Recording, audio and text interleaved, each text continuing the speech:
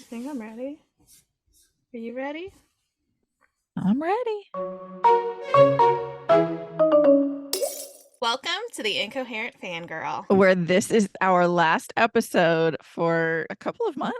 Summer break, Yes. babies. Yeah, baby. I am Karin from the Catalina Islands. And I'm Mandy of Gadsden, South Carolina. It's oddly specific. I'm excited to More find on out. that later. Our least favorite portion of the podcast, but it's okay. We only have to do this one more time Yay! for several weeks. In our timeline, it is May 25th, and in y'all's timeline, according to Mandy, it is the best month of the year. It's the It best is month of the year. June 2nd. Happy Pride, everybody. Happy Pride. So half of my family was born in June, and I was with them tonight. And so we had to discuss how, like, they agree June babies are the best babies. Me, my grandfather, my uncle, and my stepdad are all June I'm babies. So we're I'm just like, it's saying our you have season. literal babies that are born all in the same month in And February. Harry Styles. It's I'm just saying. a good runner up, but I February wouldn't is a be good here month. to enjoy those February babies if I wasn't born. Yeah, it's just I saying. see. Mandy is advocating for her own birth month, and I'm advocating for the children. I'm just saying. Listen, I'm selfish. I'm a Gemini, but I'm also a Cancer because I was born on the cusp, who are nurturers, I think, by nature. And so Those are very different. I know that's why I have to have it's the Gemini of having two personalities, but it's a Gemini and a Cancer all wrapped up into one. Oh, Crazy. I love it. Well, as Mandy mentioned, it is our last episode before our break. This is the end of season 2, part 1. We will be back August 25th with new episodes. Make sure you subscribe or follow or whatever it's called on whatever platform you're listening to, so they'll remind you when we have a new episode. And with And we'll that, remind you on social media too.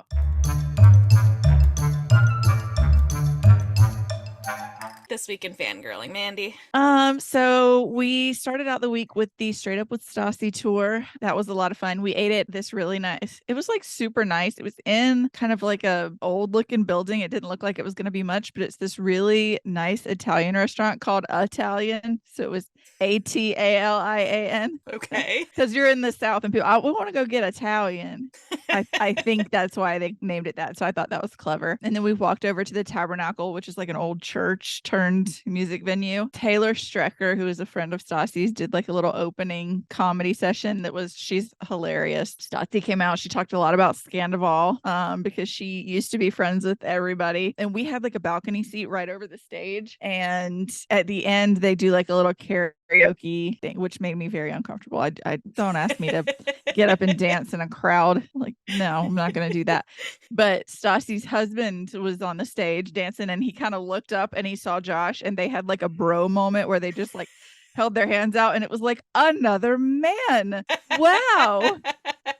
They exist here. And so they had like a solidarity moment that was really funny. And we were talking about this today because Josh is going to a concert tomorrow night. And he said on the ticket, it has an end time of 8:30, which you don't normally see like an end time on a ticket. He said they're just playing one album. And I realized it's because Stassi is almost exactly a year older than me. So she's our age. She's like, she was born a couple days either before or after me, and a year. So, and these bands are either our age or older than us. They don't want to be out until 11 o'clock performing anywhere. They want to be done by 8:30 and home and get to go to bed. So I like that trend that things are ending earlier Thank as I'm getting. God. Yeah. So her show ended at like 8:30, 8:45, which we did have to drive about an hour and a half home, but it was nice. It was nice, even though it was a Sunday night. So I did some reading this week. I've continued reading The Scarlet Veil by Shelby Mahurin. I'm not going to really talk about it because I'm at the point where anything I could say to you is a spoiler. So I'm not going to talk about it. Was it yesterday morning? Day before yesterday. I get an email about the blog blitz that I was participating in for Mrs. Nash's Ashes by Sarah Adler. I forgot that I was participating in that. So I frantically went and I got the audiobook to listen while I was working. And then when I got off work, I was frantically reading to finish it on my Kindle. It was so freaking good though. It was a 5-star read for me. And I don't give out 5 stars easily. If you like go through my Goodreads, I'm a 3 to 4 stars person for most books. So to give you like a backstory, Millie is taking 3 tablespoons of her best friend to reunite her best friend with her long lost love.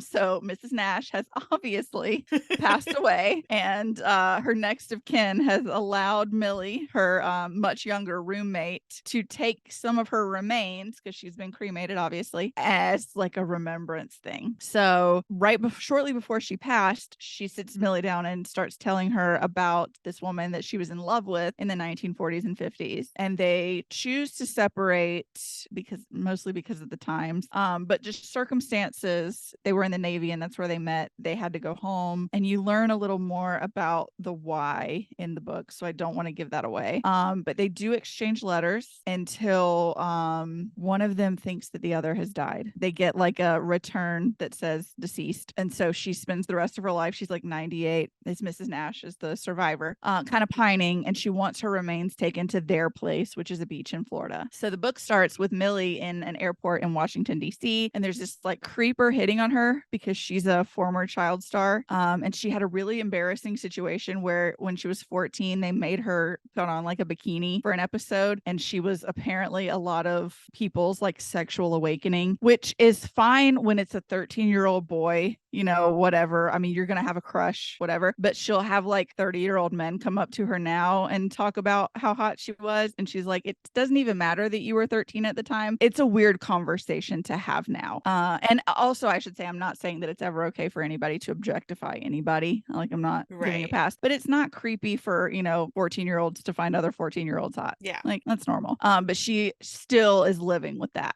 So this guy is hitting on her, telling her all of the things he used to do, watching her show, and this acquaintance steps in that she knows through her ex-boyfriend, and kind of pretends to be her boyfriend just to get her away from, hey, honey, go give me a cinnamon roll. I'm going to go get us some seats. So suddenly, due to a technical error, all flights are grounded, and it is Memorial Day weekend. And Millie has found out that the survivor, Elsie, is in hospice care. So she's like, she's still alive. She didn't die. And I've got to take her remains. I've got to take Mrs. Nash's remains to her so that she knows how much Mrs. Nash loved her. So these planes are grounded. It is Memorial Day weekend. So of course, the packed airport, because again, this is Washington, D.C., floods the rental car companies, who immediately run out of cars. So Millie is like, there's a middle-aged guy who says he's driving to Florida. I'll ride with him. And that acquaintance steps in and he's like, no, you're not going to do that. I'm sorry. I feel like this is a real dangerous thing. You kind of know me. I've been friends with your ex. I knew him, whatever. And I'm also headed to Key West for a adult hug with a friend of his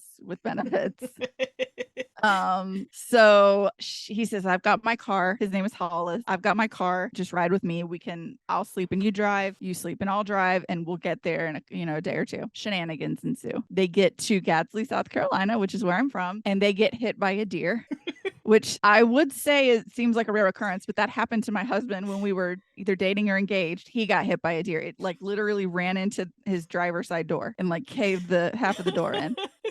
That's the thing. So it makes Hollis's car undrivable for a few days. So thankfully, it's a small town in the South and everybody's full of hospitality. So there's an B&B that's run by the sweetest little old Christian couple, right? They're not the obnoxious Christian people, though, that are like nice to your face and ugly to your back. Like they're actually nice, except the one room that's available has one bed and is covered like wall to wall with portraits of different Jesuses, Black Jesus, white Jesus, hipster Jesus, any variation of Jesus. And so Hollis sees that and he's like, we're married. This is my wife. Because he says, I was afraid that they wouldn't give us this one room that they have since we're not married and we're not, they don't know our situation. And I just didn't want to mess around and find out. Millie somehow ends up being in the town's parade because she's a former child star, and it's just hilarious. It's like this little Hallmark town.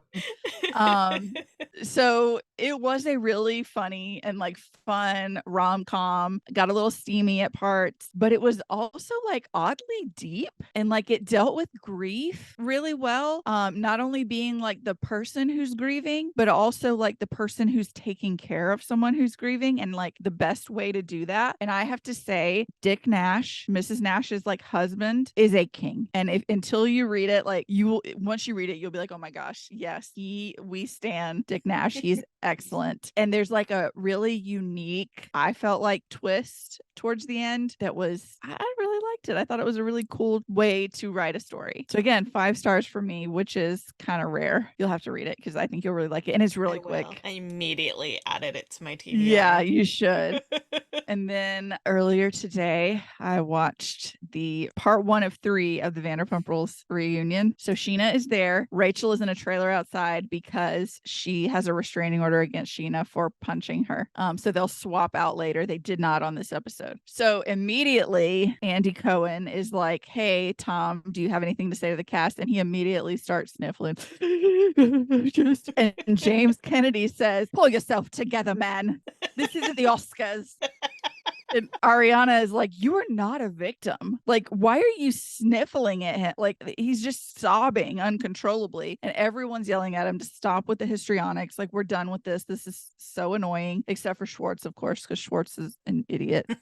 Tom spends the whole time trying to blame his actions on Ariana and their relationship being in a bad place. Well, I wanted to, behind the scenes, blah, blah, blah. You find out that the first time that he and Rachel hooked up, Ariana was at home grieving because her dog had just died.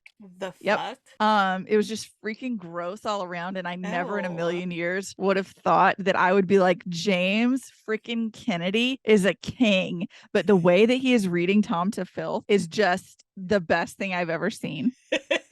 Like he got like Tom was like, he gets up and he's like yelling at him, and Tom's like, "If you ever get in my face again, I'll rip you in half." And he's like, "Do it, old man, come here, do it. I would love to see you do it."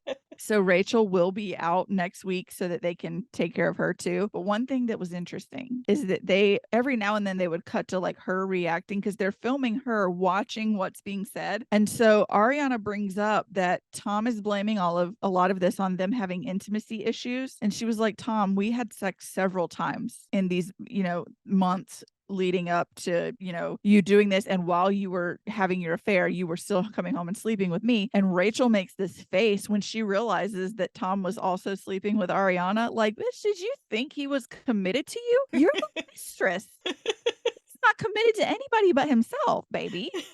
It's just like astounding to me Oh my how God. and so it's like Tom is cheating on her while they're both cheating on Ariana.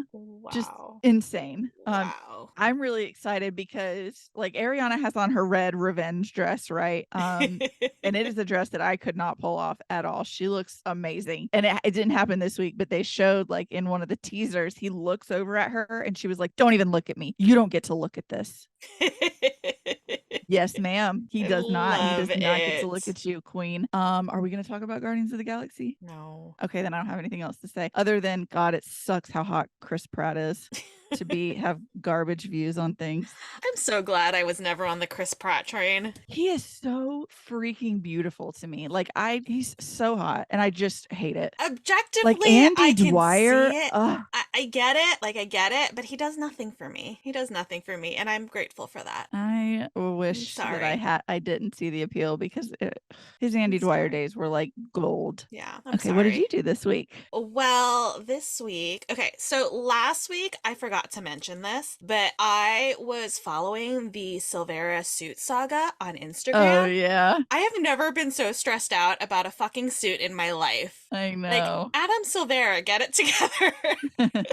I was so stressed out. Like, every time he posted a new story, I was like, this is the one where he tells us that it's lost, and I'm going to be so mad at him. Like, what? Yeah. I'm glad that it all went off without a hitch, but I was very stressed out and was like religiously refreshing, like, oh my God. What now? Everything's What now? okay? What now? Everything's good? Okay. So this week, I kind of virtually attended Kristen May Chase's in-person in-person event. Angie went to meet Kristen, That is and so cool. we we had this immediately after the virtual panel. She was like, I think I want to go to the event. I was like, that sounds like a great idea. She's like, I kind of want to bring her a block of cheese. And I was like, you absolutely should do that because that would Yeah. be freaking hilarious. And I was messaging with Kristen. I was like, how would you feel if somebody brought you just a block of cheese? And she's like, I would love it, but I'm lactose intolerant, so Yeah. I wouldn't be able And to that would have it. that would be wasteful. It would be Yeah. wasteful. And so we were like planning all week how to like make it clever.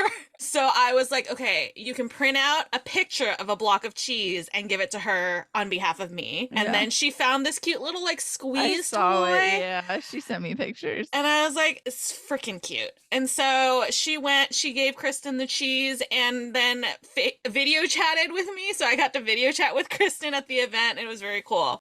So I guess I kind of attended the event. Yeah.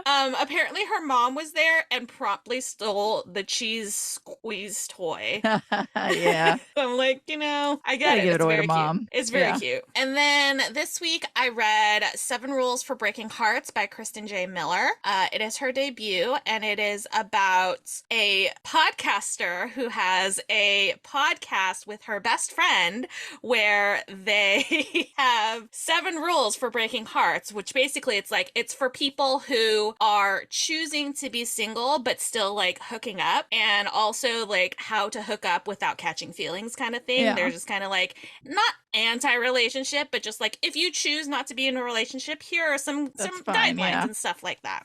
But then her best friend decides to get married, and it kind of throws the internet into a panic because like isn't the whole point of y'all's podcast to like be single not seeking? That's their hashtag single not seeking. And so the internet is in a frenzy, and they travel to one of their sponsors is like, hey, we'll give you all expense paid to this to the Catalina Islands, this resort, have your wedding here. Ooh. And she's like, I'm not turning this down. It's awesome. And so it's set mostly on the Catalina Islands. And so Margot is our main character. Her best friend is Joe. And Joe is getting married, and Margot's obviously the maid of honor because they're besties. And now she is like trying to figure out like, what are we going to do for our next season to keep our like listeners coming back? Because obviously this is kind of a wrench in our whole our brand. And so Margot has decided that what she's gonna do is to intentionally break the rules to prove why they're necessary, which I understand the idea behind it. Yeah. I feel like it's a bad idea. Yeah. And she decides that the best person to do this with is the best man, who also happens to be her high school nemesis. Girl, you know how that ends. Have you ever read a rom-com? Have you ever watched or a seen rom-com? a romantic anything, girl? Any of it. What is happening here? But she like remembers him from high school, and she remembers him being like a douchebag and all of this, and now she like meets him again and is like, oh, he is not exactly as I remember him. And obviously shenanigans, romance things happen, and you know, it's very, very good. Declan is the best man, and he is awesome. He has been like, I don't know how to explain Declan. He's just awesome. I love him. I wish he was a real person. Yeah. He's great. So highly recommend. The Kristen teased like a storyline between some side characters, and I'm like, girl, please. I'm begging you, please write this book. And she's like, I have plans. I'm gonna pitch it to my editor. And I'm like, I will start the petition. Like, yeah, I'll lead the charge. Here. She's like, hopefully because I put like little hints in there that they'll let me do it. I'm like, please, I will do whatever I have to, because I need to know the story there. There is very clearly a story there, and I need to know what it is. So it was very good. I really liked it. I have never been so attacked in my life as just like a podcaster who has given up on relationships. I'm just like, do I need wild. I was just like, I always talk about representation in the media, and I always think of like Asian or queer. I never thought I needed to be represented in this way. Apparently I did. It was very good. I really liked it. And she even had like green hair at the beginning of the story, and I'm like, I had blue hair. We're so similar. Yeah, so I really liked it. I read The Duchess Takes a Husband by Harper St. George. So it's the fourth book in that series. This one follows Camille, who is a friend of the Crenshaw siblings, and her awful, terrible husband, who she was forced to marry. She was literally crying walking down the aisle, but she was forced to marry him. He is now dead, which we're happy about Bye. because he was Yeah, the I remember worst. talking about him last Ugh. week. And so Camille this is like, several months later. She's still technically in mourning or whatever because of society rules or whatever. Yeah. But Camille has decided that she is going to ask Jacob, who is the half brother of one of the husbands from, I think it was book 2. And she's going to ask Jacob she's propositioning Jacob because she has never experienced pleasure in bed. And so You read this last week. Why does I that didn't, sound so familiar? because I texted you about it. Okay. That's But right. Okay. I yeah, was like, so it was like the first chapter, and Camille goes to yeah. Jacob, and she was just like, I would like you to take me to bed. And I was like, girl, yes. Yes, I love this. And she's like so nervous about it, but I'm just like, it's such a power move. Like, I'm here Yeah. for it. And Jacob has this reputation of like kind of like being a ladies' man, which is why she chooses him, because she's like, if anybody can teach me how to be pleasured in bed, it's gonna be this man. But it also doesn't help that she's like way attracted to him, and turns out he also is super attracted to her, and never ever in his wildest dreams thought he would ever get Oh, have a to be with chance. her. And so it's like a whole thing, and they're like very much like trying to be like, there's gonna be no feelings, it's gonna be strictly like, this is a transactional thing. And at first Jacob is like, I think this is a terrible idea, let's not do this, because he's like got these feelings for her. But then Jacob is trying to start a new club. It's like a cabaret. She took liberties with the creation of cabaret, but basically they're starting the first cabaret, and they need to draw in an investor. And the investor is like feeling like, well, Jacob, even if you're not trying, all the ladies are like really into you. And so if you're going to be working at the cabaret, all of the You're gonna have employees are going to be like, coming on to you, and that could be awkward. And so Jacob blurts out, well, that's not a problem because I'm engaged. Oh no, Jacob. And so what then are you doing? Jacob is like, this was a terrible idea. And so he goes to Camille and he's like, I know I turned down your proposal, but I have a proposal for you. And she's like, I will accept your proposal if you accept mine. We're gonna do ours. Yeah, we're gonna do both of them. They're fake engaged, and also Friends with benefits. friends with benefits. But Camille has a lot of trauma related to that. And so it's very, very slow burn, but in like the best possible way. Aww. Like, I'm not usually a slow burn kind of person, but it's so well done. And I loved it. This was like my favorite of the 4, and I'm a big fan. Aww. So there's that. I read Chef's Kiss by TJ Alexander. It is about Simone, who is working at a food magazine, and it's like her dream job, and the magazine's not doing well. So the like boss is like, we're gonna turn to like video content because that's the thing now. And so they hire like somebody to like film videos, and they're like, oh, by the way, you're gonna be the one who's in front of the camera. And she's like, no. What? I don't like this idea.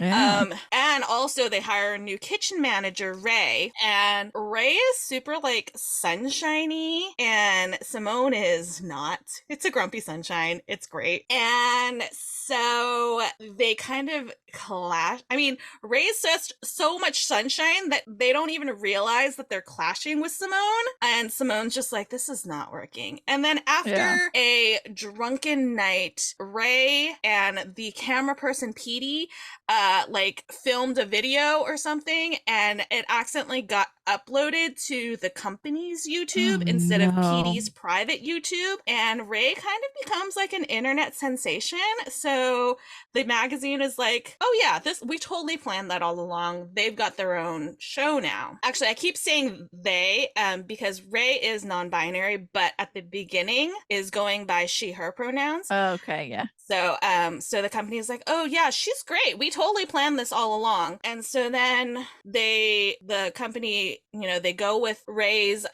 little program, and then they create a new one that is Ray and Simone working together on videos, and it actually works really well because Simone by herself is very like stilted and like not comfortable, but Yeah. put them together and it's very cute. And then eventually at one point Ray comes out as non-binary, and they're like, please use they them pronouns from here on out. And the video crew, the cameraman, PD, and all of them, Simone, even like the head honcho's assistant, everybody's great. And it's like, oh yeah, of course, we'll do, whatever it makes you comfortable. The company, however, is trash. Oh God. And so there's a confrontation between like the person who is supposed to, his name's Chase, I believe, who's supposed to be like overseeing all the video content, and everybody who's actually working on the videos. And he makes some comment about Ray and basically very transphobic bullshit. Blech. And everybody is like, the fuck is going on? And then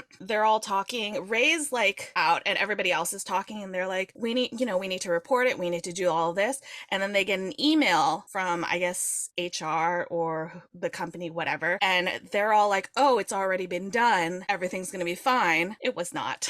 The company basically was like, we don't want to be making any political statements, but we're a very like welcoming and safe space, and like person's identity you just contradicted is not yourself. a person's identity is not a political statement. Thank you very much. No. So that is a big, and Ray is very much like, I don't want to rock the boat. I need this job. We're just going to do this. And everybody is like, I mean, we'll follow your lead, but we don't like it. Yeah. They've got a very good reason for it, which we do find out. They, tell Simone why they really need the job. And it's a very good reason. And so it just, things go from there. And it ends so well. It's the biggest fuck you to this company ever. And it makes me so happy. And I was so frustrated because they were just so but like, the ending is so good. It's so good. Big fan. I really liked this book. It was great. I also read Stray, Kai's Story by Amber D. Lewis. Yeah, we love that one. What do I say about Amber's book that I haven't already said before? I know. Like, she rips your heart out and then gives you teeny tiny bits of hope to be like, things are going to be okay. And you're just like, it's such a false sense of security because you just know she's going to do it again. She's the worst, but we love her. She's going to gut you like a fish. I read The New Mother by Nora Murphy, an arc of The New Mother by Nora Murphy. It is about, oh my God, what is her name? I forget the main character's name. But she's a new mom. She literally, I think the book opens on her like immediately after giving birth to her son Oliver, and it's basically her kind of navigating the newborn weeks. And it's so fucking relatable. Like, I had flashbacks to newborn when my daughter was a newborn. Like, it's very clear that a mother wrote this because there's nobody else is going to be able to explain how you're feeling in those moments. Like, there's just no way. It was and so while she's like going through like sleep exhaustion because her baby's super colicky and doesn't sleep very well, she has to hold him all the time for him to nap. He's constantly wanting to nurse, all of this. Her husband has gone back to work, not realizing like she needs fucking help. And her best friend is like pregnant and in like her last trimester and having her own issues, so she's like not really there, and so she's struggling. She's doing this all on her own basically, and the baby is very reliant on her, very clingy and all of that. And in comes becomes her neighbor Paul, who lives like they live in a cul-de-sac. This is in suburbia, and they live in a cul-de-sac, and so he like he's out for a run, and she's out walking the baby in a stroller, and she's so tired she like collapses, and the stroller starts rolling away, and Oh so my he God. grabs, yeah, and he like grabs the baby, he gets her, he's like, hey, you know, like he, and so that's kind of how they meet, and then they become friends and they form this friendship. And as the story goes on, we realize that Paul's intentions are not good. He has some sinister intentions for this friendship, Ugh. and she's over here like, oh my God, he's like the only person I can talk to, and all of this because he's a stay-at-home dad. So she's like leaning on him for support because she doesn't Yeah. really have anybody else. And so it's very like, oh, it's murder in suburbia. And Yeah. it is that, but it's also like a commentary on like how new parents, especially new mothers, feel like they have to do it all, Yeah. and all of that postpartum, you know, like you need to take care of yourself. It's a commentary on Right. like you need to be able to like know what the signs are, and it's a good reminder to be like, hey, maybe check in with the people that love you, or the people Yeah. who have a newborn, Your like mom just maybe had a newborn. Yeah. check in a little deeper, more than just like asking how's it going kind of thing, like Yeah. just in case, because she does have some stuff that's going on that we don't really, that is shown but isn't talked about until like way later in the book. Right. So it's really good, and it's reminds, I feel like it's a good like reminder to new mothers to be like, maybe don't put your trust in Yeah. people that easily, because, and she was very vulnerable because she didn't have any kind of supports, like Anybody. Right. she kind of isolated herself because she was so focused on like being a good mom, and Right. all of the pressure of being a good mom was just kind of coming down on her, and so she was vulnerable to Paul's very First person who was nice sinister, to her. yeah, intentions. And so yes, I do want to make sure everybody knows Oliver is fine, the baby is fine. Okay. That's very important to me Yeah. and probably most people. The baby is Yeah. fine. Okay. Good. So yeah, but it was really well written, and yeah, it made me like, I was very nervous for her throughout the whole thing. But it ended on a good note. Good. I reread The Nanny by Lana Ferguson. I listened to it on audiobook because I hadn't listened to it on audiobook, and there's just something that hits different when you listen to it on Yeah. audiobook. And I was just like, I just want to support my friend and Yeah. also reread a really good book. So I did Yeah. that. And then the last thing I read is The Edge of Night by Jake Emanuel and Willie Block with Jason Gurley. If you value your sleep, please don't read this book. I'm not ever reading that book. I would be the first to go. So the book is basically, there's a night watchman, Dave, who finishes his overnight shift with his friend and coworker Mateo, and they go to like a party that is basically wrapping up, and essentially somebody was asleep on the couch and gets knocked over into like a coffee table and glass everywhere, and they're like, oh, freaking out, call 911, try to do CPR and all of that. 911 is busy, guy's not waking. They go and check for like the person whose party it was, asleep in bed, also not waking, and then they realize these are dead bodies. So they're like, if 911's not gonna come here, we're gonna take them to the hospital. Go to the hospital, everything's really weird, it's very quiet, it's bizarre. They meet a nurse named Linda, and they find out that everybody who went to sleep the night before died. I would die so fast. I would It be was I'll be the first to die at the beginning. That would be and it. That's where my story ends. it's so stressful. It's so stressful. And it's also like really like, so the book is based off of a podcast of the same name, like a drama podcast where they performed basically Yeah. the I can't book. listen to those. And the book is, for me, it made more sense the way that the book was set up after finding out that it was based off of a podcast, because it's got like sections, and each section is like chapters, and then you get to a new section and it's different chapters, but it like jumps around because the main thing is this group of four. It's Dave, Mateo, Linda, and then Dave's ex-girlfriend Katie, who he like, once they realize that like if you go to sleep you die, why he like repeatedly tries calling her, and then literally runs to her house and breaks down her door to make sure she doesn't go to Yeah. sleep. And so it's the four of them trying to like figure out what happened and trying to keep each other awake and all of this. And like the bulk of the story follows them, but then there are like different parts that like jump to other survivors,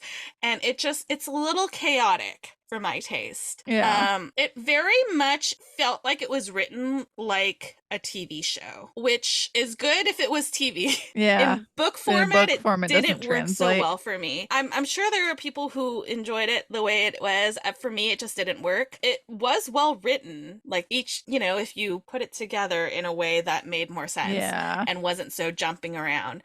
There were a lot of storylines that felt like they just didn't really wrap up. The ending confused the fuck out of me, and it very, very much felt like it was like the end of season 1 of a TV show, and cliffhanger, you need to come back for season 2. Like, it very much felt like Yeah. that, and I was just like, I don't like that. Like, Yeah. Not a fan of that. I don't mind cliffhangers, but just, I don't know, it's something about it just didn't work for me. Yeah, and now I'm like, do I need a more regular sleep schedule so that I can just just take me out in the beginning, because I don't want to survive that. I'm No, sorry. no, I don't. I Not don't even a little bit. I don't want to survive that. If everybody I know went to sleep and then didn't wake up, I would not want to be Right. I I would don't want want to to be stay. part of that mess. I'm sorry. No. No, take me out. Yeah. But if like horror thriller kind of thing intrigues you, go for it. Try it out. I think that I really do believe that some people will love this. It was just not for me. Yeah, that's allowed. Not for me. But that was my week. Go ahead. I was going to say, I forgot to say one thing. Victoria Aveyard renounced. Victoria Aveyard announced the third Realm Breaker title is going to be Fate Breaker, and it's set to be out. I think right now it's February 27th, 2024. But I think that could change slightly. February-ish. So Fate Breaker. I had to look up the date. So that's exciting news. I think she announced that today. Very cool.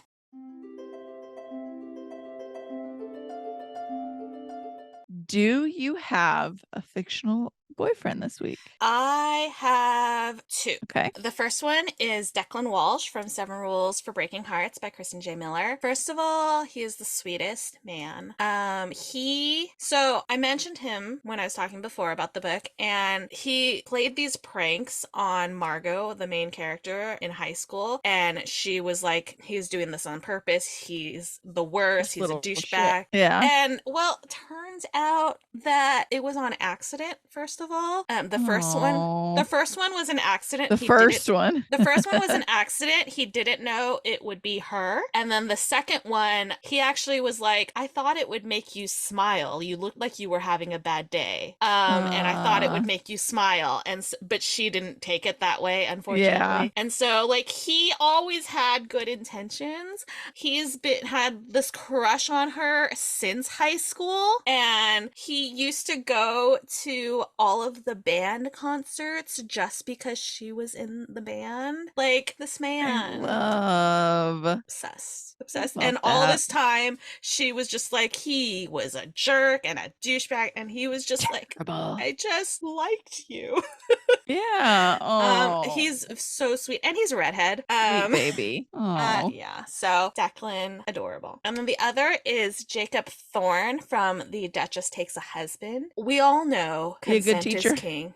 First of all, he is a good teacher, but we all know consent is king, and Jacob Thorne knows consent. He is like in the middle of like things getting hot and heavy. Camille freaks out, she pulls away, and he's just sitting there like, okay, we don't take your time, good, it's fine, do what you got. Like, and she was like, this is when he's gonna like keep going, he's just gonna worry about and he's like, no girl, this is about you.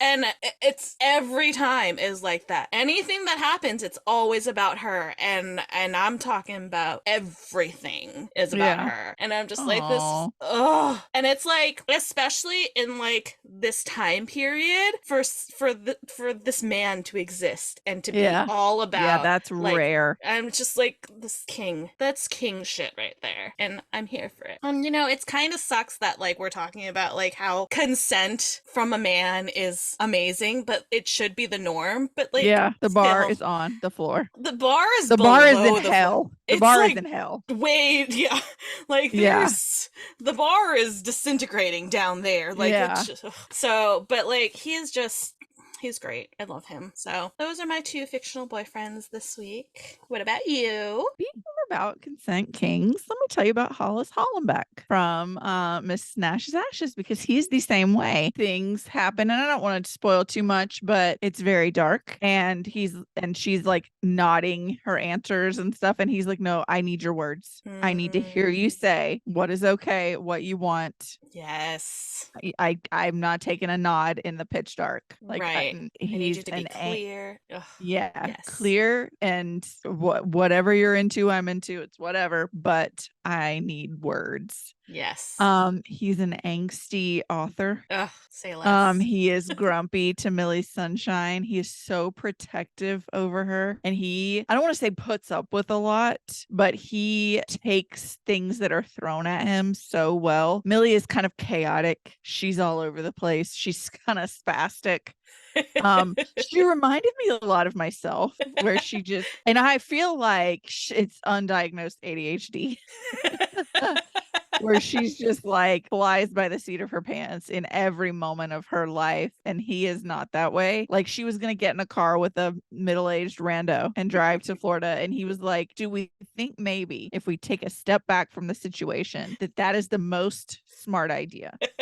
Then that is the best idea, to go with this Right. stranger who's a lot older than you and a lot bigger than you. That's the idea. So he's very protective, very sweet. Hollis Hollenbeck. Love him. Yay. Love, love, love. I can't wait to read it. I know. You will love it. I It's already really love super it. cute.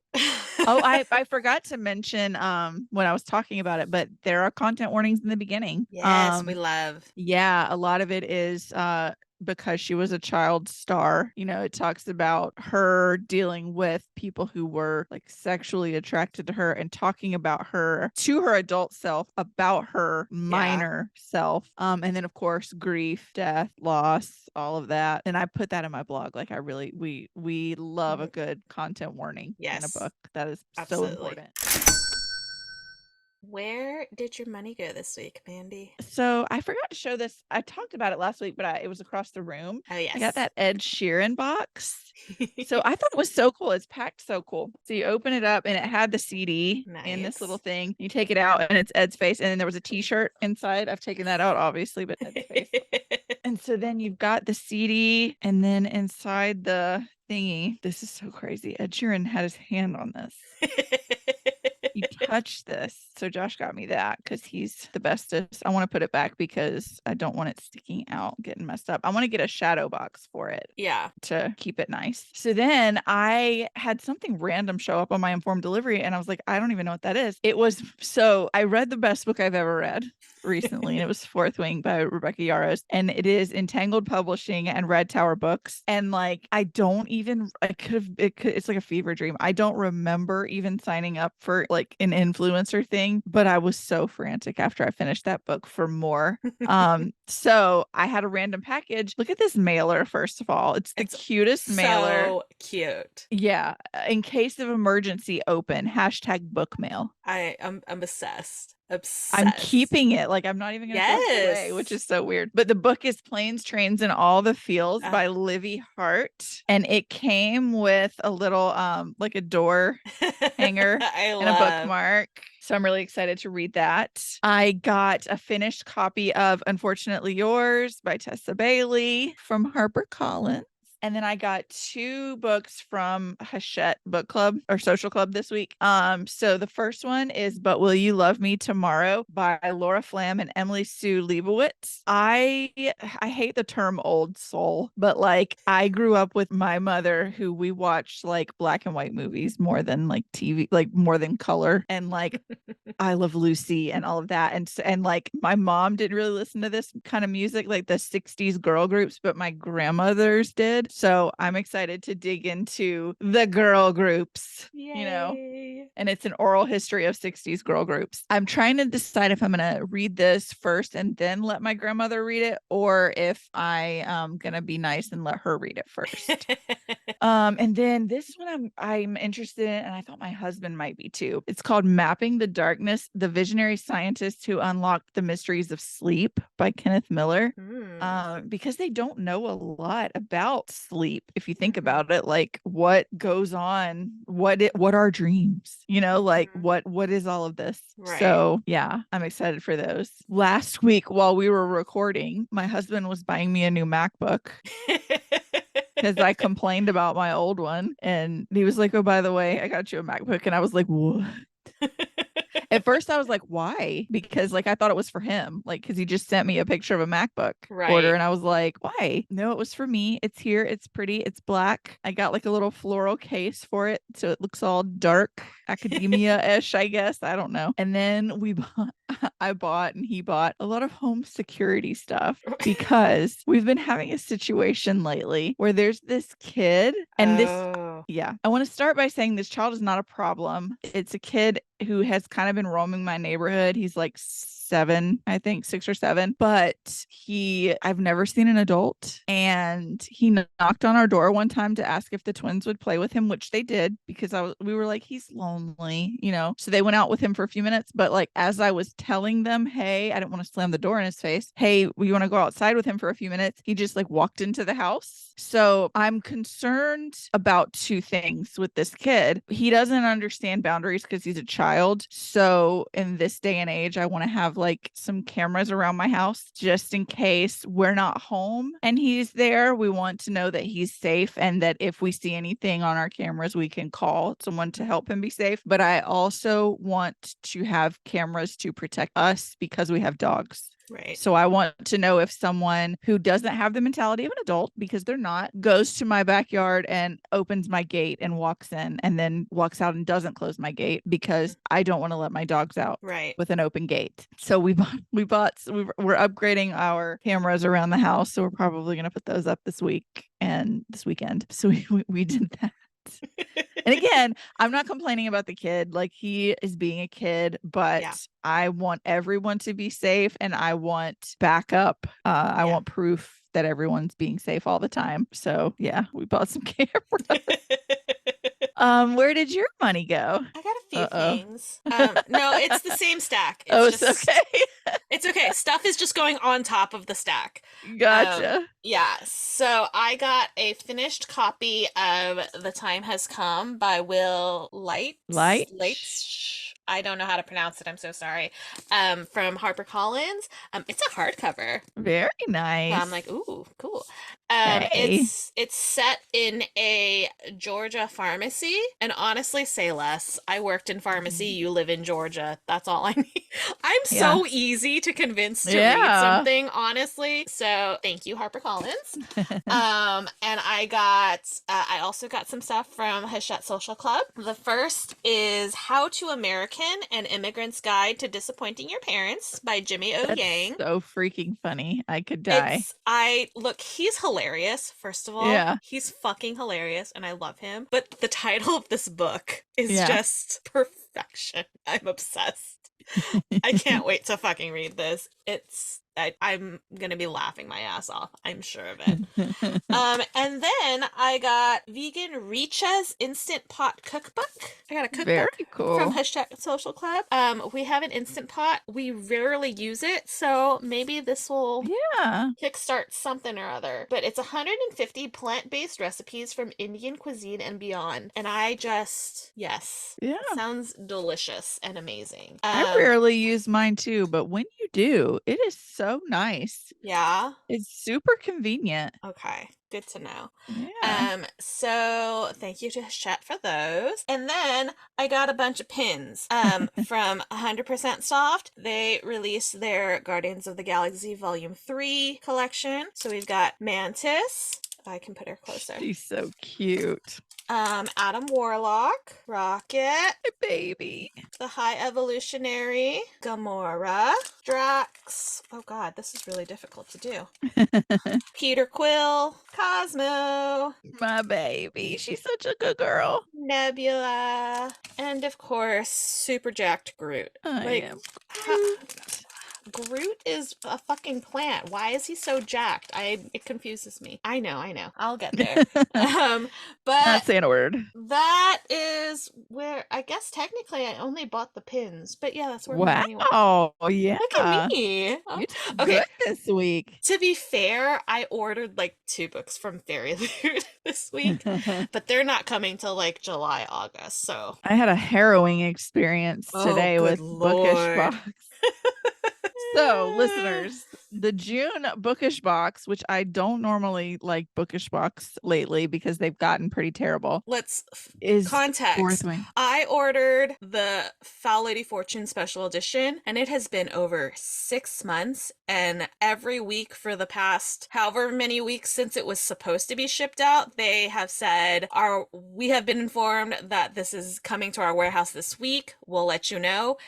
Every week. It has said this. I was like, it can't be coming to your warehouse this week. You said that last week. And yet here we are. It's been over 6 months, and I only know that because I paid with PayPal, and I checked my PayPal, and I have a spreadsheet, and so if it's PayPal, it tells me where the 6-month mark is, and it's been over 6 months. So, anyways, sorry. There's a lot of people. I'm still waiting on my December box, my November box, but their June adult box is Fourth Wing, and it's a special edition. I already ordered the Probably Smut one. I'm gonna need. I ordered a German edition, because that edition is insane. It's freaking beautiful. So they went on sale today at 1 p.m. my time, and I have my card ready, and I had an alarm set, and I go immediately, and I'm refreshing the page. I'm trying, and I get like to where it's in my cart, and it's like continue. So I click continue, and it just like everything stops. So then I get out my MacBook,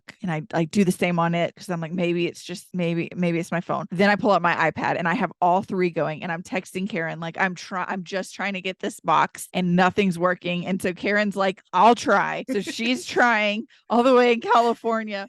One of mine finally went through to where I could put in my card. I did get it, but it was like a 15-minute. So stressful. Yeah. I had secondhand stress. Yeah. And so then I would have paid, for the one you got regardless and just sold it or whatever. But I was like then frantically texting you like, I typed out the text because it was like acting like it was done. And as soon as the confirmation came up, I was like, I got it. I was like waiting. I was like, abort. I'm like, I can enter payment information. I'm just waiting to hear if yours went through. Yeah. So it was a good time. Harrowing. It was. It was stressful. Get you a friend who will frantically stop everything to try and help you get a book.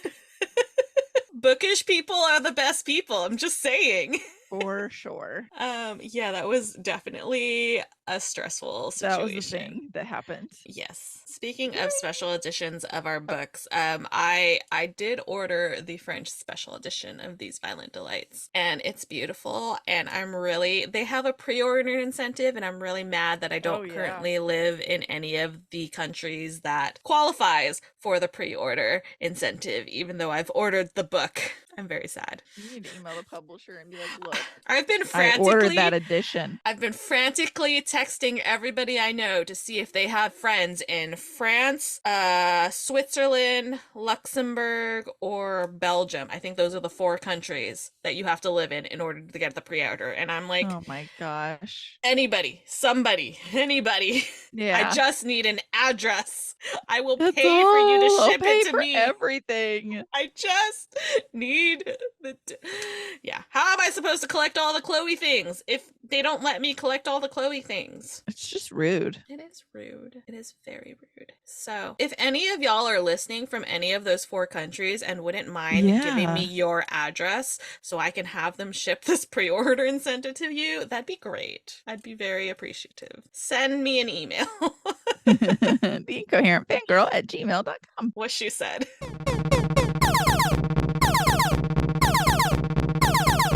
And that sound means we have an intruder alert. It's an intruder alert.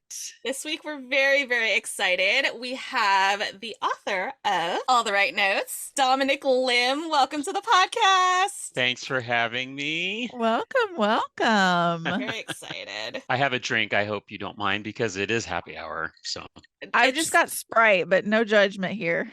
I also have a drink, so we're good. okay, good. So first things first, we always ask our authors at the beginning of this, give us like the elevator pitch of the book. If somebody somehow has never heard of it, which if they're listening to this podcast, they definitely have. They've because heard I of it talked already. about it last week. But just in case somebody has just stumbled upon us, let us know what the book is about. Sure. It is a queer Asian rom-com about a Filipino composer and pianist named Quito Cruz and his relationship with a closeted Hollywood actor named Emmett Aoki. And it takes place in 2 timelines, in the present and in the past. In the past when they first meet in high school choir, and in the present when they meet again after having not talked for a very long time because Quito needs to recruit Emmett to be a part of a charity benefit concert. So, it's kind of a second chance romance, and there's a lot of music and a lot of food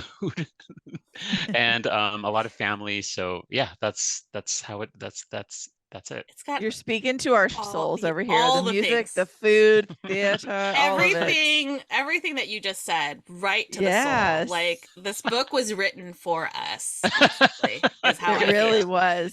Yeah. When Estelle very first time she posted about it, I was like, I need that immediately, like 5 years ago. Hand it Like over right now. I'll give it to me right now. I need it. And then I got my copy first, and Karin didn't know that she was getting a copy, and so she was like, "I'm so mad." I was like, literally, we were talking about it. We were like, "Oh, you need a copy to read before we talk to Dom," because I had gotten an e-arc, and so I was like getting ready to read it. And then, like the next day, she got it in the mail. crazy. I was like, Yeah. What? Who is spying on us? That episode hasn't even started editing yet. How does anybody know that? So she was like, really, "I hate you." What? Your PR team is on top of Estelle things. she's like magic. She's basically yeah. She knows. She knows. Oh, sorry. I was like, did you? My laptop like froze for a second. Yes, she's a queen.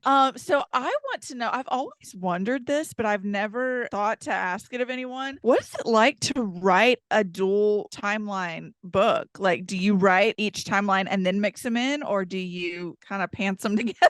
Yeah, you know what? I have full transparency. It was only because I was totally lazy. Like I mean, I think every author every author usually has backstory of their characters, right? Like because they have something that they did in the past. And for me, I was like, well, my backstory is like hecka good, so I don't want to like cut out. I mean, because you're supposed to not put in a ton of it. You just sprinkle it in through the book. And I was like, but I don't want to do that. Like I want I want the whole thing. So I did. I kept it, but I knew that I would get pushback on it from readers unless it was really, really well like executed. So I tried really hard to like pass off each chapter to the next one so that there was kind of a seamless sort of like, arc to it. And I made sure that each timeline had its own arc so it kind of went like this, and so that you felt like you weren't being jolted into another storyline when you were really hooked into another one. So it was a lot of pressure to make sure that they were both, compelling. Yeah. So yeah. I think you managed it really well. Like Thank you. it felt like I know you said it's like a musical in a book, but to me, Mhm. I could see it as a TV show Yeah, where right. like you have, this chapter is in, for example, the present, and then it like flashbacks, and Yeah. every switch that you go from the different timelines, like it felt like one continuous story, even though they were two distinct timelines, but Mhm. like it just flowed so well. Oh, You thanks. managed it really magically. I loved it. Was great. Yeah, thank you. Yeah, there is enough material for a TV Netflix, I'm Hulu. Are you listening? We're all Hold about Hold on. on. Hold on So now. listen. Mandy has a magical power, and it somehow, we don't know how it works, but she manifests things and they happen. So we're gonna do that right now. Okay. We're all about Do manifesting we on the want a podcast. show? Do we want it to be a movie? What do we like? What do we want? Honey, I'll take anything. Dear I'm easy. Netflix, dear Netflix, dear Hulu, dear Amazon Prime, anyone who could do the best job, we're gonna need in all the right notes some sort of filmography. We need it Mhm. on our screens. The world needs it on our screens, and it's going to happen. Thank you. Okay. It's going to happen, and we're manifesting this right now. We're going to have a show, and It you're will going to Good. have to be. come back to talk about what it's like to have your book adapted into a movie or a show. I will do that Hey, It when would. that happens. I feel when like it happens, it would which be it's going to. really, really great as in the visual format. Like just Yeah. the way that you've written it already feels like it's just such an easy transition. So anybody out Yeah. there who's listening, who has this power, let's make it happen. Yeah, I mean, and also because there's so much music, right? It is really hard to read a book that references music without hearing the The music, you music, know? yes. So an adaptation is a great call for my book and for a lot of other kinds of books that have music in it. Yeah, I think. Yeah. I would Um, like to know, I don't know if you know, but Hmm. we've got a Hamilton Broadway narrator for the audiobook. Does he sing? Does he sing the songs? Do you know? Can you tell us? I really want to know. So the plan is, so we're okay. So there's a little tiny hiccup because they need to. I wrote the song with a friend of mine. His name is Marty again. He's an incredible composer. And the timelines, they're pushing against the timelines because they need to iron out sort of like the rights with the composer. And so you know how attorneys are, they take a long time. So, but the plan is hopefully on launch, and if it doesn't, they'll just have to revise the audiobook, is that because they have recorded already, Aaron is going to sing whenever a song comes along, like the song, he's going to sing the lyrics. And at the end, I don't know if you remember, but at the end, the song is sort of like expanded into a big choral, like variation of it. And everyone in the whole book like comes on stage and sings the song. So they actually recorded that in the studio with Aaron singing like all the parts. And like, so it's this big like choral finale. Yeah, I mean, so please cross your fingers that the lawyers can do their thing because it's the lawyers are going to do their thing. They're going to give thank us you, that as well. manifest. Oh my gosh. You're right. Like, especially in this book, any book that has music as such a prominent, like, part of it, like, it really needs that element. Yeah. And the song that you wrote, like, I know that you put out, like a version of it and recorded it, and it's beautiful and it's amazing. And I feel like Well, and it the funny needs to thing be is everywhere. when the producer reached out to me about including the song in the book, she said, do you want to sing it or do you want Aaron? I was like, I recorded it. I'm done. Like that was my thing. Aaron is the voice of the book. He's the voice of Quito. Like he played King George in Hamilton, like on Yeah. Broadway. Like he's fine. Like he will sing the song. Like so that's what they did. Yeah. Oh, I'm so excited. That I'm is so so exciting. excited for the Yeah. audiobook. Yeah, me too. Me too. And I'm So actually not the biggest audiobook person, but I'm going to listen to yeah, this. you're like, I'll Uh, For him. I mean, not for me, but for him. So I have read the little blurb on the back of your book, but for the listeners, can you tell us a little bit more about your musical background? Oh, sure. Yeah, music is sort of I mean, ever since I was a kid, I've been focused on music. To piano lessons as a kid. I was in band, I was in choir. I went to Oberlin College and Conservatory as a voice major. And then later on, I went back to grad school to get my degree in voice performance. But like in between college and grad school, I was actually working in New York as a theater, like an actor, as a musical theater actor. So I was acting, but also still doing music. And I was also like doing church gigs and stuff like that. So that is my background. And I've, conducted choirs. I've formed my own choirs. I've sung professionally for a very long time. So anyone who reads the book and says, "Oh, this guy kind of like knows what he's talking about," I do, because I've been You doing it for a genuinely long do. time. Yeah. So I mean, I know about, if there's anything I know about it, it's music and a little bit about theater. So yeah, I mean, I've just been on stage or performing in front of people since I was a kid. So that's just my life. Yeah. So there's a lot of self-insert. A lot. You could say maybe a Yeah. little bit. it comes across like I don't have as extensive of a musical background. Like I did piano lessons as a kid. I was in choir in high school, but like there are the musical elements of it, like, and the technical parts of the musical elements. Like as somebody who is kind of aware of that, like I was like, oh, okay, yeah, like he really, really does know. I mean, like I knew, but I was just like, oh, he put all of that in there. Like this is Yeah. great. I Yeah, love yeah. it. I have people have been telling me, like, because a lot of people do. I mean, they don't go on to become professional musicians, but they took violin classes or they sang in choir or church choir or whatever. And a lot of people have been telling me like, oh, that takes me back to like when I was in high school choir or church choir. Yeah, music touches a lot of people. The very first chapter, I think it was, I was literally transported back to like high school choir. Like I pictured that choir room as the one that I spent 4 years of my life in. Like I was like, oh God, it's like being back in high school, but only this good part of it. The good little nugget. That's a good point, because a lot of people, it's choir or drama class or band was like that one safe spot. Right. Yeah. And so it's going to be the arts is going to be something that just they're going to gravitate to when they read it. And it's like, this does take me back. This is nostalgic. Yeah, for my fine arts class. Yeah, and in particular, yeah, like choir, band, orchestra, theater. Those are all also like you don't do it in a vacuum, right? You do it with other people, and it is this place where not only is it a safe place, but it's a place to find other people who are like you and who you can surround yourself with and feel safe with. So and they're not going to laugh at you. And they're not going to laugh at you. The jock would that right walks by you in the hallway. It's such a good like parallel to the queer community. I feel like totally. All of the arts, and it's like it's a place where and that's why I feel like, I mean, we see a lot of queer people in the arts because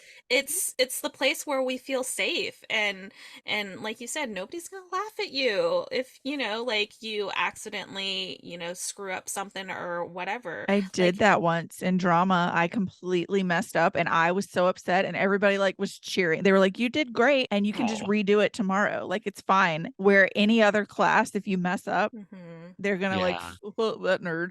But it was like the most supportive group of people are the people who are in the arts. And like you said, it's a good parallel. It is at least in high school. When you go to like music school and conservatory, that's a different story. But that's fair. That's fair. Yeah. Then it's dog eat dog, I guess. Yeah. Cutthroat. It's scary. Sorry, go ahead. I was gonna switch gears a little bit. So there's a couple of questions that we always ask. We have a segment called Fictional Boyfriend of the Week, where we and it doesn't have to be a boyfriend. Karen's had a fictional granny. It could be a fictional non-binary friend, a fictional bestie. Doesn't have to be in a book, in any kind of media that is like, that's mine. That's, do you have like a fictional boyfriend of the week? I mean, I have an entire like list of fictional boyfriends. I mean, listen, Then go for Oh it. no, wait, okay, wait. Sorry. Are you talking about like fiction people or people that exist out in the real world but who are like Yes, both. oh, both? Yes. Because we have like fictional characters, and then like I Celebrity have Adam crushes. Driver. Yeah. Like or Tom Hiddleston or It's whatever. like it's a fictional character or your fictional relationship with a real Yeah. person, because I definitely have those with some Yeah. celebrities. I'm like, that's my boo. Yeah.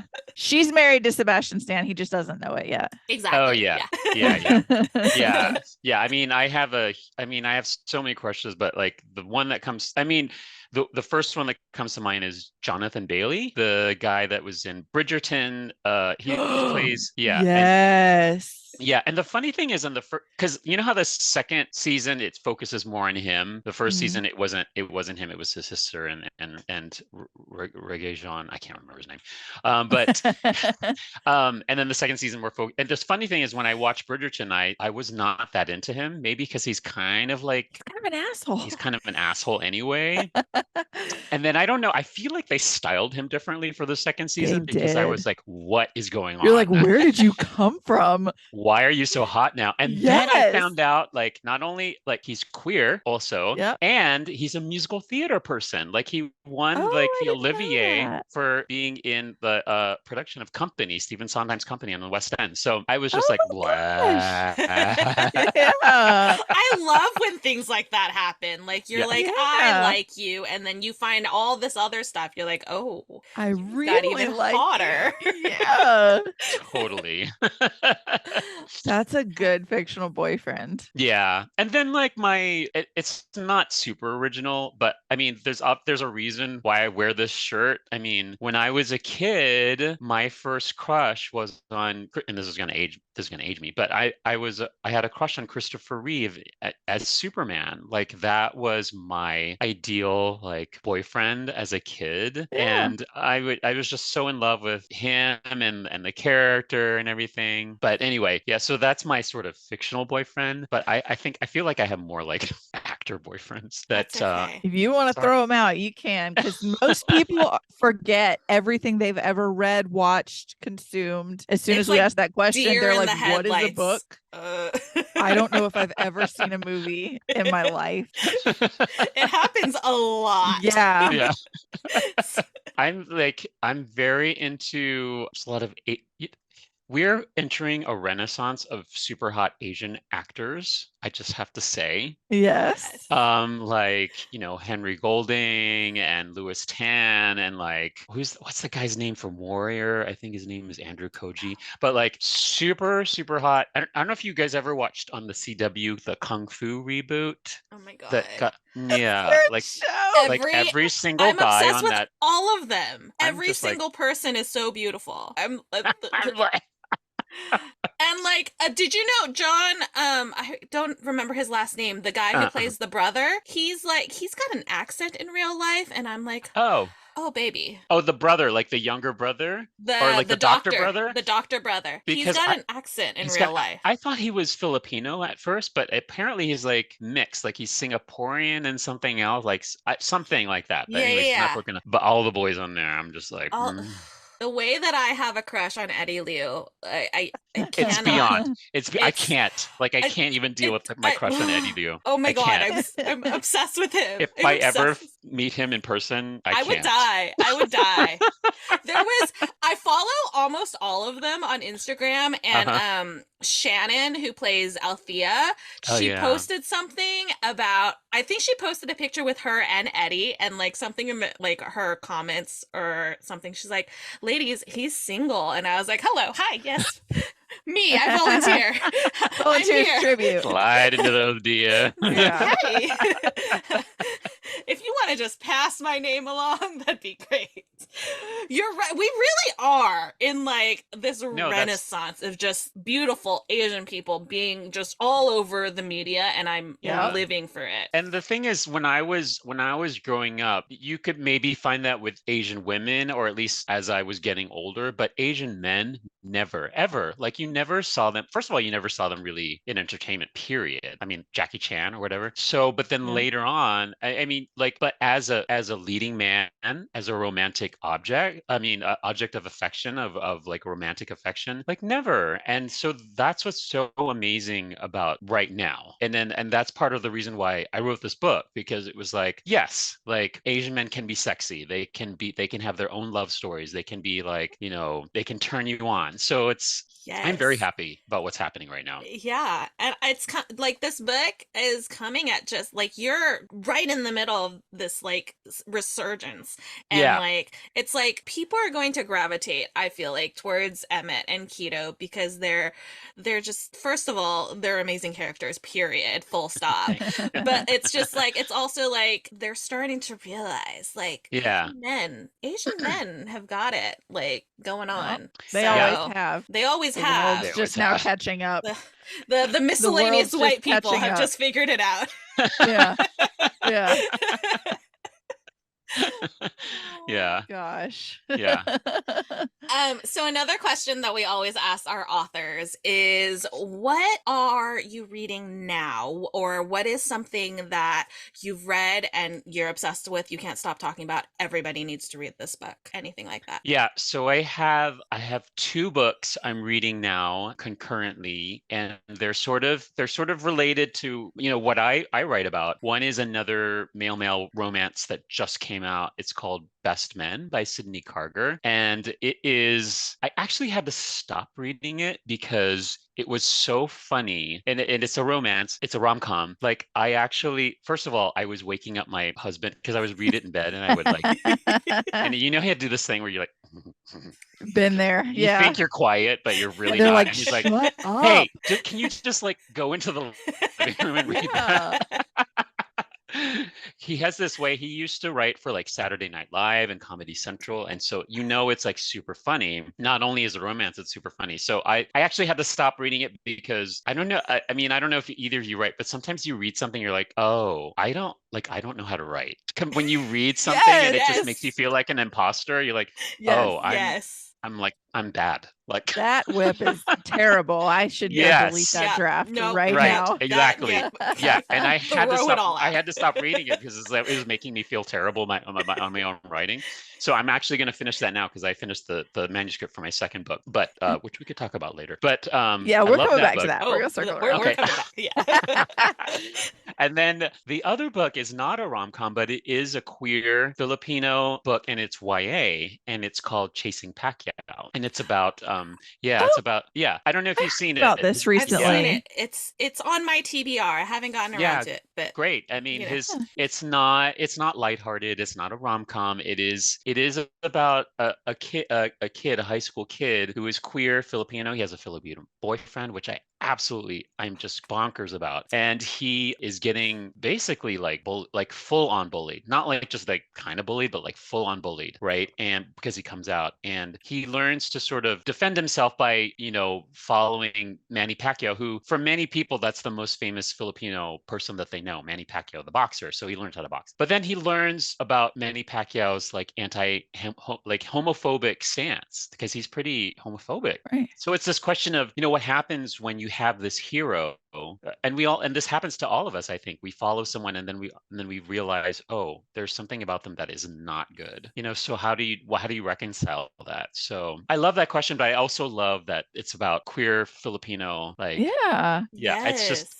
I love this. It's happening. We got to put it out there in the world. So he's kind of a pub buddy of mine as well as Sid. Yeah, I So love yeah. that. I was having such like where did I hear this? I've Mhm. just heard about this book. Was it on Shell's panel? Yeah, I think That's so. where it came up. That's where this book came up. Because I was like, I It's just really heard about this good. book in like the last week. What is going Yeah. on? And that's It's why. It's been on my list. The list is Yeah. never Oh, ending, no, I know. It's just like The stack next to my bed, it's like comical. It's like it's Yeah. not even you can't see behind me. There's a stack that goes up to like It's like my her hips. doom pile. Like just it's to like climb around. and it. it's literally, I have a stack up to like my hip bone that is just arcs. Right. Like not even like the rest of my TBR. And there's all the Books. TV shows and movies and things like that we Yeah. still have to watch. Like we There's need to not watch enough them. There's not time. enough I know time. she actually still watches TV.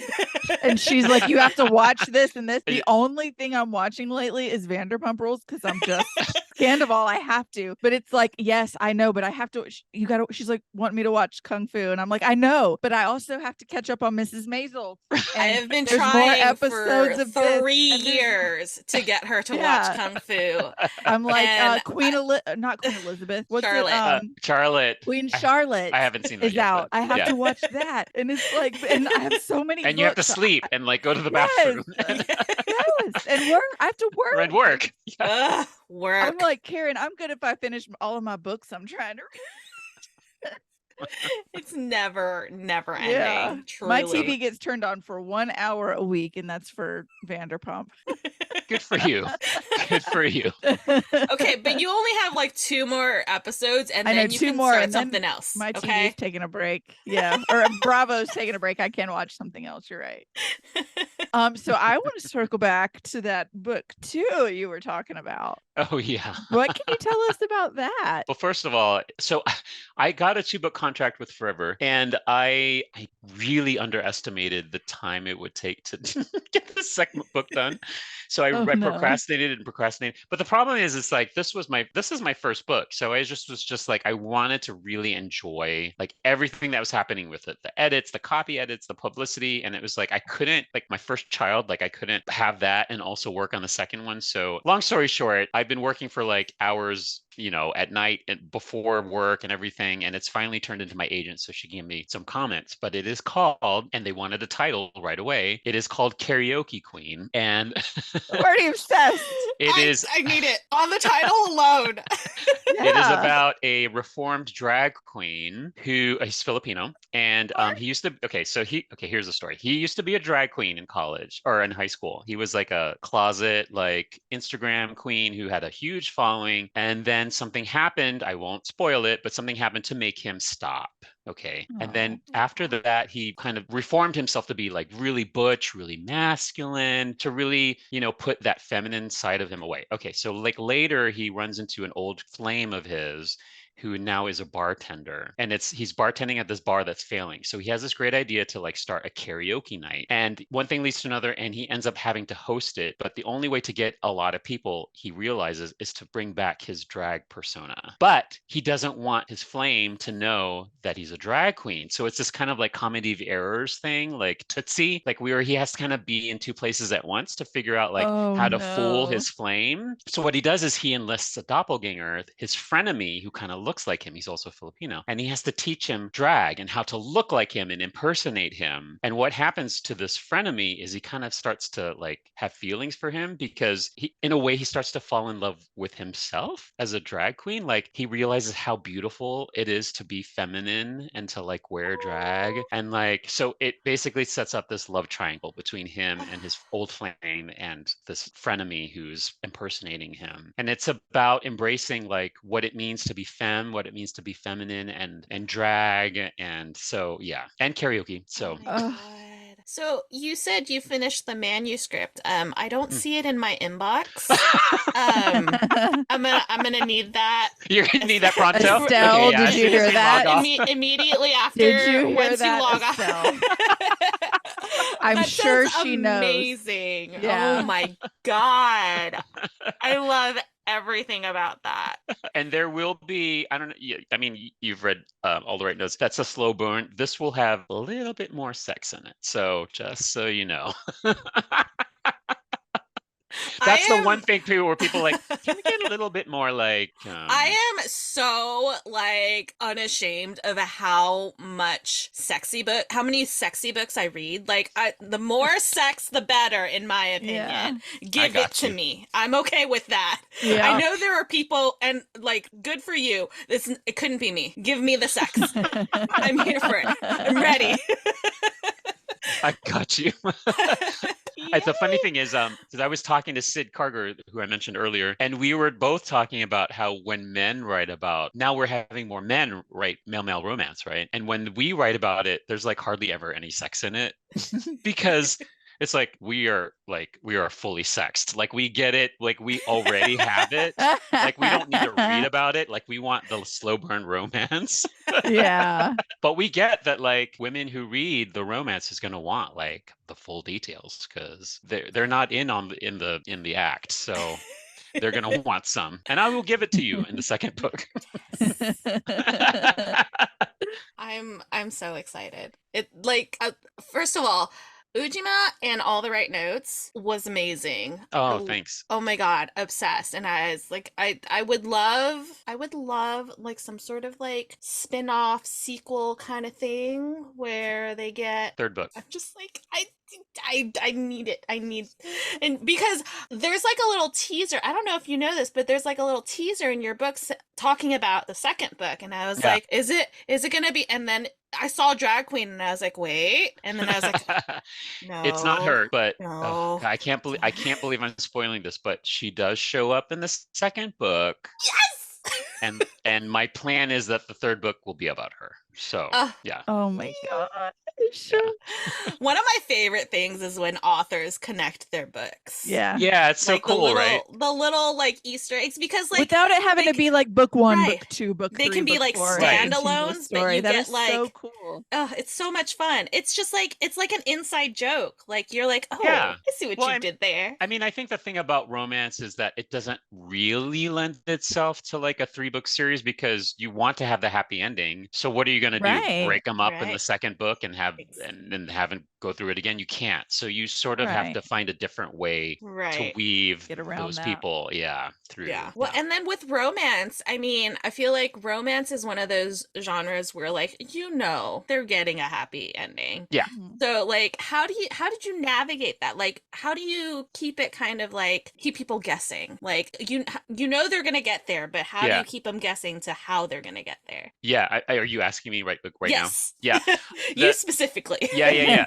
Well, it's funny because in my first draft that I queried, my agent, because in the first draft, there's nothing that happens until the very, very, very, very end. I mean, about them getting together. And my agent was like, they sort of need to get together before that. But the problem is, if they get together before that, then what happens? There's got to be some drama. There's got to be drama. So she was the one who said, get them together, but then introduce something that pulls them apart. So I so appreciated that. And that's why I introduced, and I don't want to give things away, but so they do get together, but then something does pull them apart. So they have to get back together again. It is tricky. Like you're right. I mean, and that's true for every romance book that I know of, that it's hard to wait until the end because you're just reading. You don't want to wait 330 pages for them to get together. But then if they get together, it's the moonlighting effect. It's like, it's done. Like it's what happens. Yeah. So that's why romance writers are so creative, because they have to figure out a way to get around that.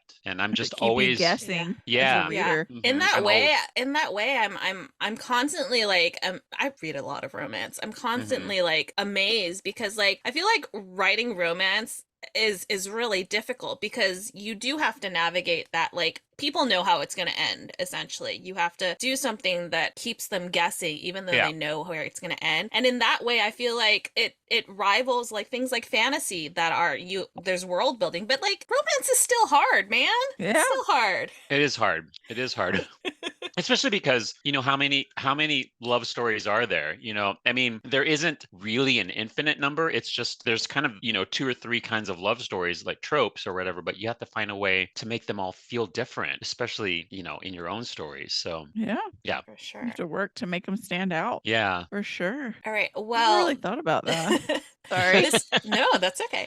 This is the part where Mandy just apologized, but she's not apologizing for this next part. No. I will pretend to apologize, but I don't actually feel bad. But I regret to inform you that now that you have been here for one book, you are legally obligated to come back for all future books. Okay, fine. We don't make the rules, we just enforce them. Sorry. With these hands. Yes. But no, seriously, like the second book sounds amazing. If the third book's got Ujima, I'm sold. Like we would love In to have you already. come back. Yeah, Yeah, like good. honestly, after the first one, I'm like, just come back and hang out with us. Like you Yeah. don't even have to have a book. If you want to just come out, Yeah. come and hang out with us. Did we have no, those are all of our like standard questions, Yeah. Okay. right? Yeah. I was like, hold on. My brain is not working. It's been a long day. It's on brand. We're incoherent. Right. Yeah. That's right. It's built in. It's The like excuse is built in. Yep. it truly is. It's just We like rely we're heavily really- on it a lot. We do. We rely heavily on it. It's like if we don't make sense, we already told you that was what you were getting yourself Yeah. into. So Yeah. it was so much fun to have I you here know. and My talk about face this book. hurts. I'm like my Cheeks hurt. cheeks are like it's so much smiling, so much laughing. My stomach. I'm gonna get abs from all the laughing. I'll That we give just you a good did. workout. Yes. Yes. But everybody go pick up a copy of All the Right Notes. It is out. This episode comes out on the 2nd, so you have like 4 days to wait. It comes out Yeah. on June 6th. But you probably, I don't know, some Barnes and Nobles put them out early, so go I find. saw that. I Yeah. saw one already. Yeah. It was in like New York, right? Mm-hmm. So- Aaron, who's the narrator, he showed me that, and I was like, "What's So going on?" everybody go get a copy. All the Right Notes. It's fantastic. It made me so happy. Don't read it on an empty stomach. Oh. It will make you hungry. Have all the food. Have all A the lot of food food. ready. I really, really That's need a to trend go I find. love too. Yeah, It I really makes need to me go hungry. find like a good Filipino restaurant because I just need all the food now. Oh, My yeah. God. Yes. But thank you so much for coming and hanging out with us. It was so much We've fun. had so much Ooh. fun. Yeah. Thank This you. has been awesome. It has been a blast. I'm looking forward to the next time. Okay, great. I will see you for the next book. We'll talk to you soon. Talk to you soon. Okay. Bye. I love him. Love him so Oh much. my I'm God. obsessed. I'm I a love fan for him so life. much. Obsessed. Forever. And Mm. it's obsessed. Oh my gosh. Karaoke I loved his queen. little smile. I love him. And He's great. karaoke queen, yeah. Oh my gosh. I don't know if I've ever told you this, but like one of my I haven't talked to him in a while, but like if you think about like lifetime, one of my best friends is a drag queen. What? Yeah. What? His name is Marcus and his like drag name was Marcella. Ah. I don't know if he's done it lately, but for a while he was like pretty big in the Atlanta scene. He did some drag shows here. We I can't joked believe about I him didn't know going to my this. wedding in drag, but Oh, he didn't. my Instead, he God. was in my wedding, so He- we were like, if you go in drag, you'll upstage me, and That's not I want to be the allowed. bride. I probably wouldn't have told him no. It was him saying like, Yeah. Oh, that's so cool. yeah. I want more drag queen stories. I know, Oh yeah. my God. Like, it just occurred to me that I haven't read enough of them, and now I want more. Yeah, give me all of them. Authors Okay. of the world. Give me Hello. some drag stories. Some drag stories would be great. Thanks. Thank you.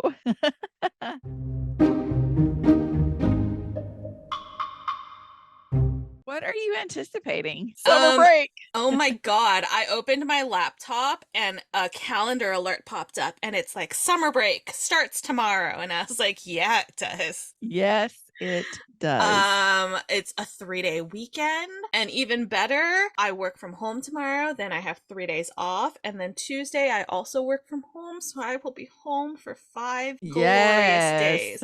I know technically I'm working 2 of them, but I'm going to be home for Right. 5 glorious days in a row. So I'm looking forward to that. That is That's really exciting for me. It is very exciting. As said, I think that's pretty much it. Yeah. I Once Upon a Book, when this episode comes out on the 2nd, Once Upon a Book Club is dropping the Romantasy Volume 2 box on their website, and I'm like, well, gotta order that because Yep. you can't have one without the other. So I'm excited for that, but otherwise I'm just looking forward to having 5 days at home where I don't have to get dressed.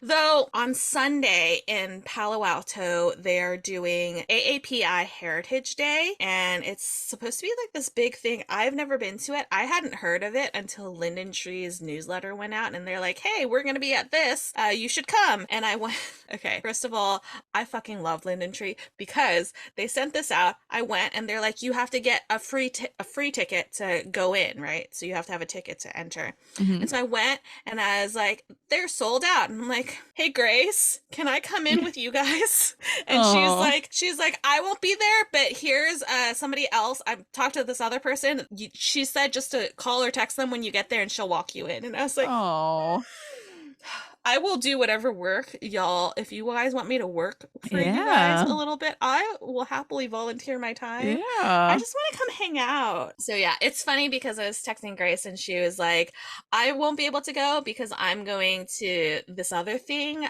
It's like a personal thing in South San Jose. And I was like, ma'am, I live in South San Jose. We are Yeah. ships passing in the night. Yep. She's like, well, that's sad. I was like, I know.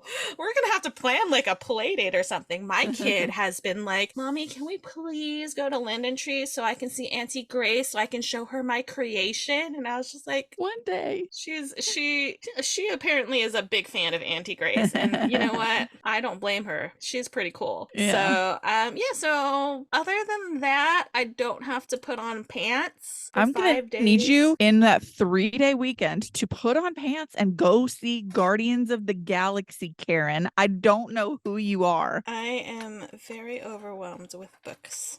There's a lot. I went You to got it. I need you to spend 3 hours away from books. It's a long time, says the person who has not watched a TV show that I've been trying to get her to watch for 3 years It's because not she doesn't Guardians have of time. the Galaxy. No, it's only the first primetime television show to feature a predominantly Asian cast. And I will get to that. But this is a Marvel movie. I'll get there before Secret Invasion comes out next month. I don't know if I believe you.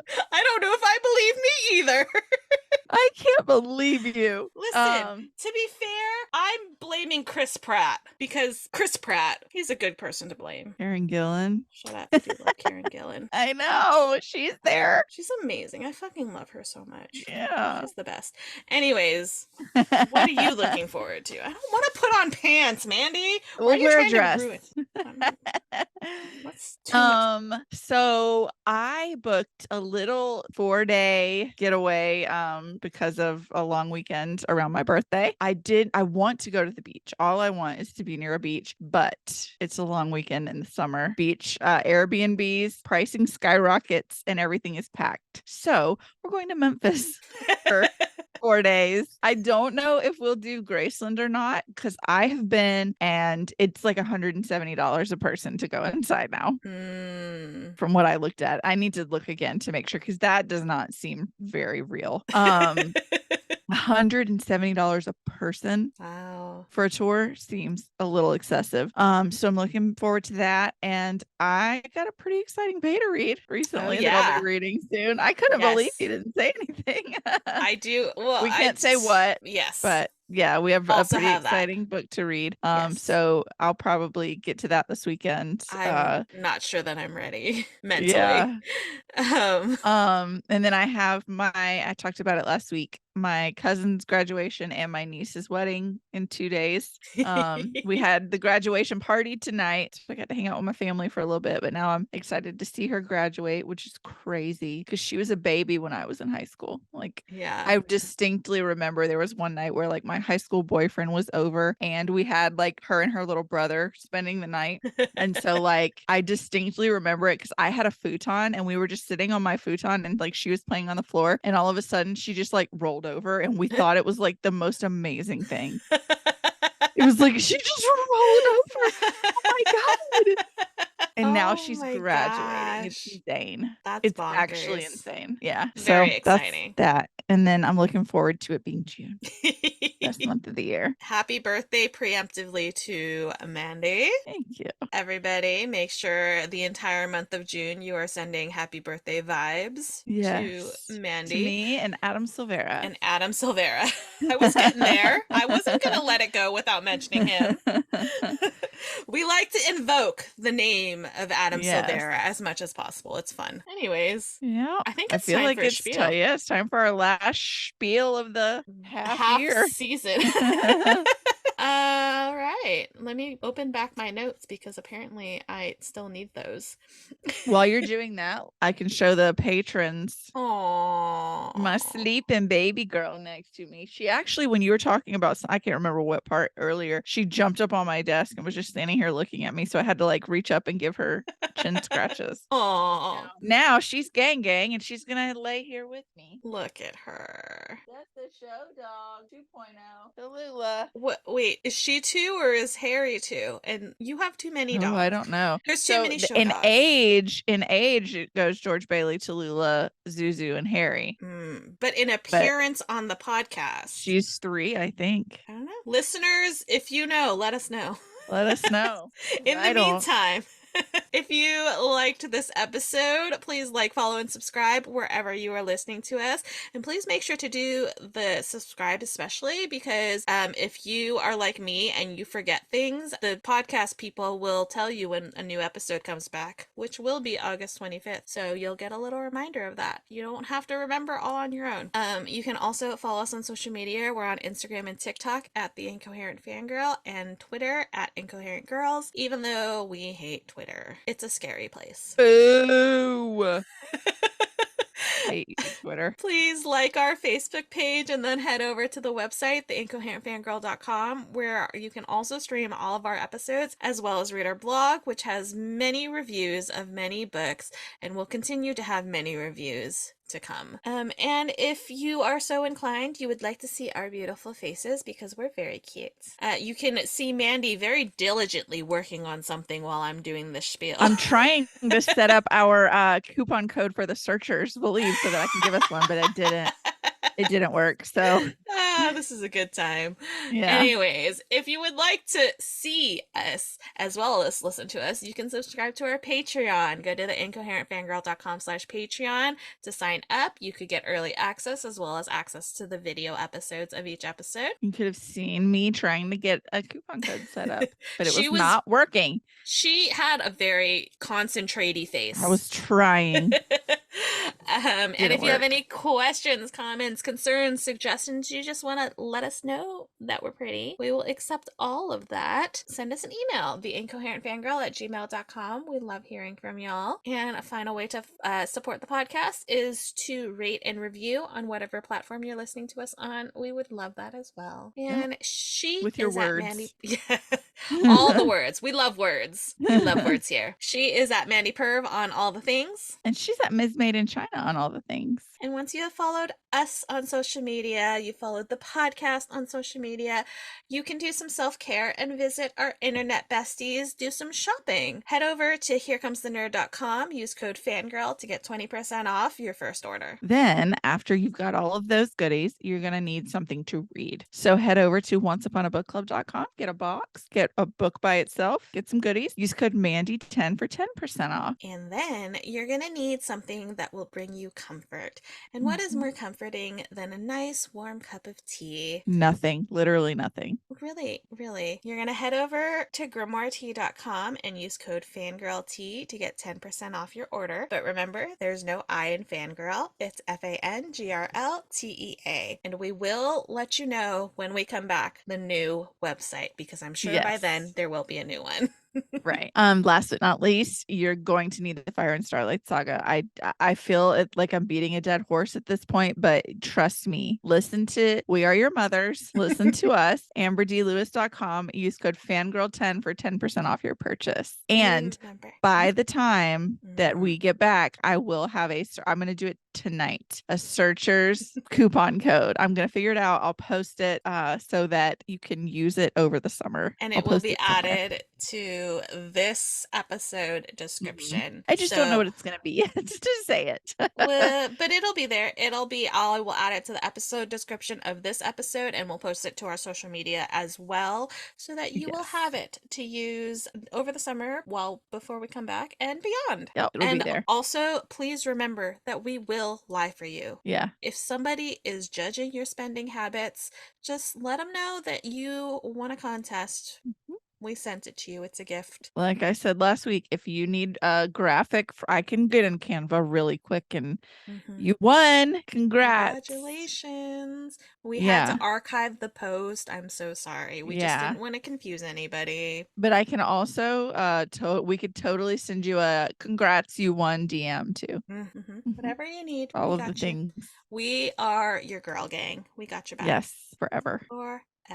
I think that was That's the incoherent Girl, fangirl. we're done. This is the end of season 2, part 1. We'll see you in August. Thank you so much for listening. Thank you for sticking with us. This has been It has been a wild. blast, And there is more to come. There's there's so much more to come. so much more great things to come. We're very excited. I'm so excited for the fall. I am too. It's gonna Because be we've already got some new besties coming up that will have new coupon codes to share. and Not we just searchers. And we we may got we got some things up our some sleeve. okay authors lined up. Okay, listen. Neither of us has sleeves right now, but we've got some stuff up our Oh sleeves. no. We got some. This was Poor outfit unintentional. choice. But we do have some things that are lining up. So Stay tuned, stay babies. tuned. Thank you for sticking with us. It has been a blast, and we'll see you in August. We love you. We love you. Bye. Bye. Millennial hearts. We are sponsored by our friends at Here Comes the Nerd. Pins, stickers, magnets, and more. Here Comes the Nerd has happy art for all fandom-loving hearts. New customers can use coupon code FANGIRL during checkout for 20% off their first order at herecomesthenerd.com. Coupon applies to ready-to-ship items only.